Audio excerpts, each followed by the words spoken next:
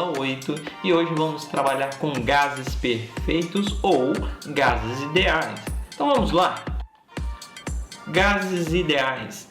O gás ideal ou gás perfeito é um modelo teórico em que um grande número de partículas diminutas, ou seja, muito pequenas, se movem aleatoriamente, ou seja, sem direção alguma, move para um lado, move para o outro, e aí esse movimento todo com diferentes velocidades.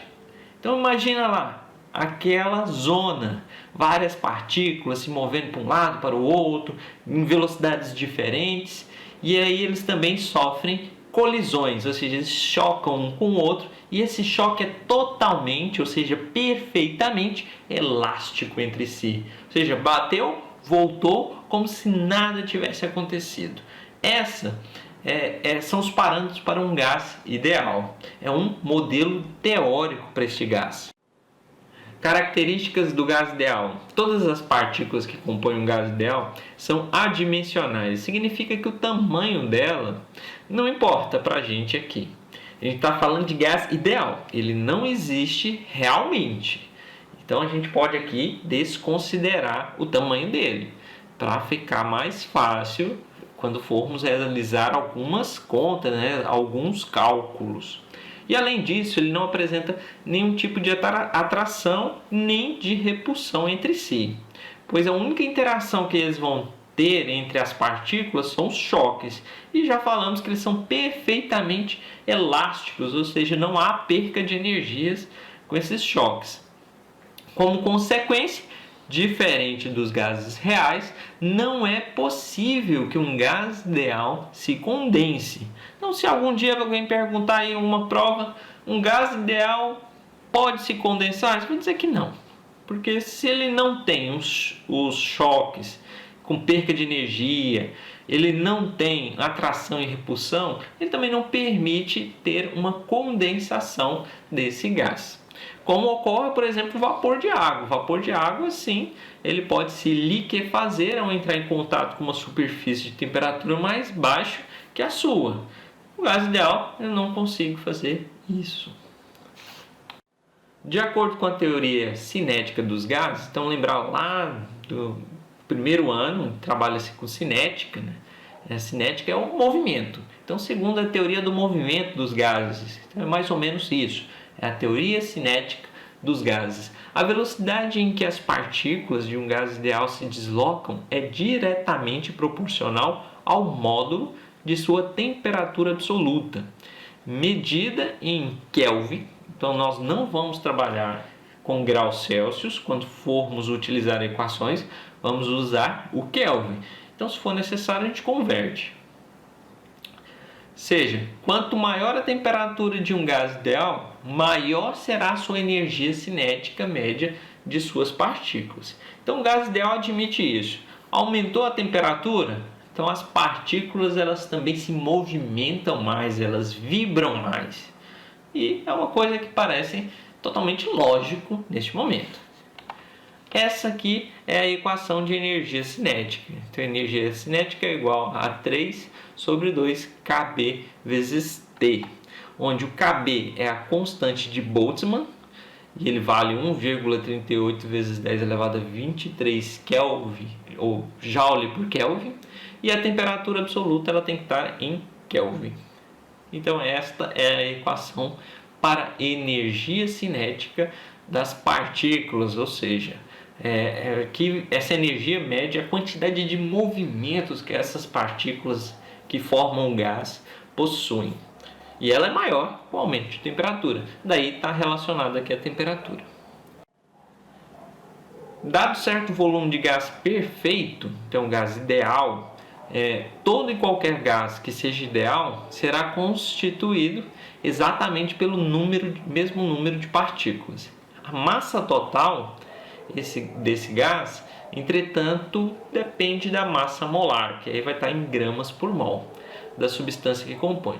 Dito isso, sabemos que em 1 mol de partículas de um gás ideal, então tem um número de mols, a quantidade de 1, que ela equivale a cerca de 6,02 vezes 10 elevado a 23 partículas, sempre ocupam o mesmo volume, que é de aproximadamente 22,4 litros, quando submetido à pressão de 1 atm.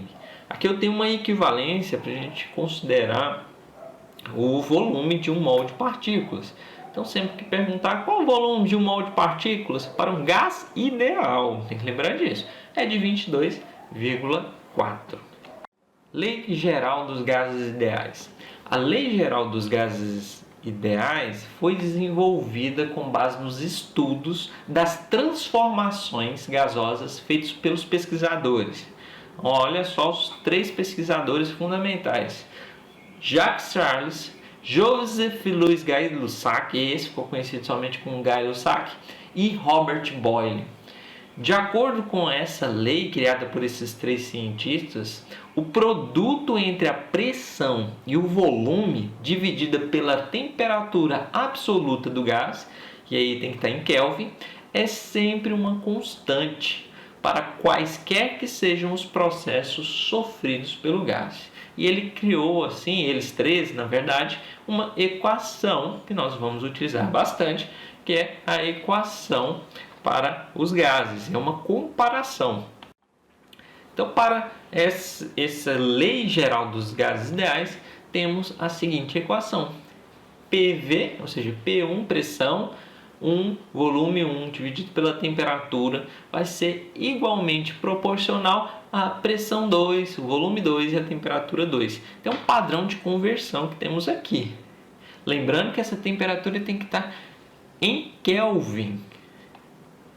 E aí eu tenho aqui, né, a referenciazinha aqui embaixo, que 1 e 2 refere-se a 2 estados termodinâmicos quaisquer. Aqui a gente pode pensar assim: o estado inicial é 1 e o estado final é o 2. Então houve uma transformação, e aí eu tenho esses números aqui somente para identificar o que é início e o que é fim. Posteriormente, outro cientista, que era o Émile Clapeyron, e ele descobre que a constante obtida pelo produto entre P e V, ou seja, pressão e volume, dividido pela temperatura, é igual a um número de mols do gás multiplicado pela constante universal dos gases ideais, que é o R maiúsculo, resultando na seguinte expressão. Então, a nossa segunda equaçãozinha que vamos utilizar também, que é PV igual a N vezes R vezes T. P de pressão, V de volume, N de número de mols, o R é a constante universal dos gases e o valor dela pode ser 8,31 se a unidade for Joule, mol vezes Kelvin, ou 0,082 atmosfera vezes litro dividido por mol vezes Kelvin. Então essas duas aqui serão, na verdade, os 2 valores que serão utilizados. E o T de temperatura, lembrando que essa temperatura tem que estar em Kelvin. Vamos a um exemplo de gases ideais. Em um reator nuclear, a energia liberada na fissão de 1 grama de urânio é utilizada para evaporar a quantidade de 36 milhões de gramas de água, a temperatura de 227 graus Celsius e uma pressão de 30 atmosferas, necessária para movimentar uma turbina geradora de energia elétrica. Admita que o vapor d'água apresenta comportamento de gás ideal. O volume de vapor d'água em litros gerado a partir da fissão de 1 grama de urânio corresponde a quanto? Ele me deu aqui o valor de massa molar da água, que é 18 gramas por mol. Esse é um exemplo que tenta simular o funcionamento de uma usina nuclear. Sabemos que numa usina nuclear, o que fazemos é evaporar uma quantidade de água, ou seja, transformar ela em gás, e esse gás ele vai movimentar uma turbina, essa turbina vai girar e conforme ela gira, ela vai fornecendo energia elétrica.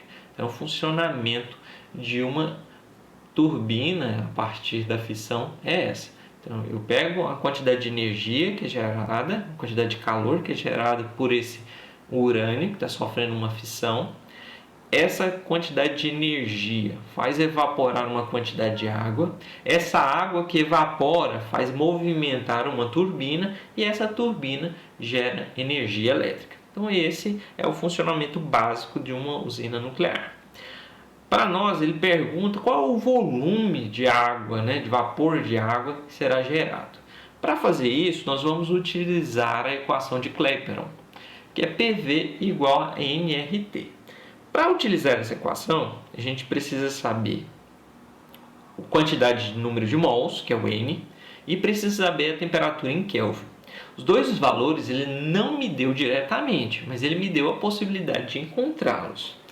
Vamos começar para encontrar esses valores. Primeiro, vamos encontrar o valor de N, que é o número de mols. Sabemos que para encontrar o N, basta utilizar a equação N igual a massa dividido pela massa molar. Então é assim que vamos encontrar. N é igual a massa que ele me deu é a massa de água, que foi uns 36 milhões de gramas. Então vamos colocar aqui os 36 milhões de água e vamos dividir pela massa molar que ele me deu também no finalzinho, que é de 18 gramas por mol. Então fácil que dividir, 36 dividido por 18 é 2. Então temos que o número de mols será de 2 milhões de mols.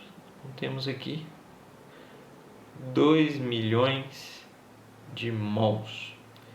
Primeira etapa aqui, conseguimos já. Agora vamos à segunda etapa, que é encontrar a temperatura. Só que essa temperatura tem que estar em Kelvin. Para me encontrar, basta eu pegar a temperatura em graus Celsius e somar 273, que vai ser o nosso fator de conversão. Então a temperatura em Kelvin é igual à temperatura em Celsius, que ele me deu de 227, mais os 273. Somando aqui eu tenho o valor, então a nossa temperatura em Kelvin será de 500. Somando os dois, 500 Kelvin. Agora nós temos o número de mols e a temperatura em Kelvin. Basta agora usar a equação de Clapeyron. Vamos colocar ela aqui, ó. Pressão vezes volume é igual a N vezes o R vezes a temperatura, tem que estar em Kelvin. Se ele quer que a gente encontre o volume, já podemos equacionar assim, ó. Volume igual a N vezes R vezes T sobre a pressão. O volume será igual. Número de mols, a gente encontrou ali que é de 2 milhões. Então, 2 milhões vezes o R, que é a constante dos gases, é de 0,082. Ela é padrão, ela não muda, então você pode memorizar esse valor. A temperatura em Kelvin de 500. E tudo isso dividido pela pressão que ele me deu lá em cima, que é de 30 atm. Então, nosso volume, vamos multiplicar 2 milhões vezes 0,082 vezes 500 e depois dividir isso tudo por 30.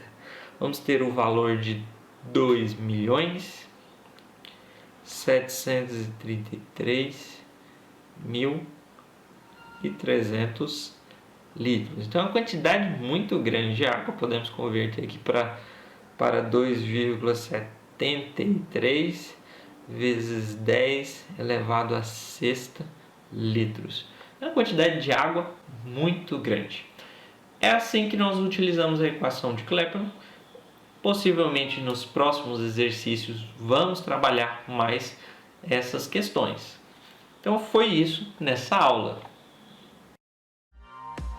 Essa foi a aula de número 8. Trabalhamos um pouco sobre gases ideais. Não se esqueça de colocar suas atividades em dia. Até a próxima aula.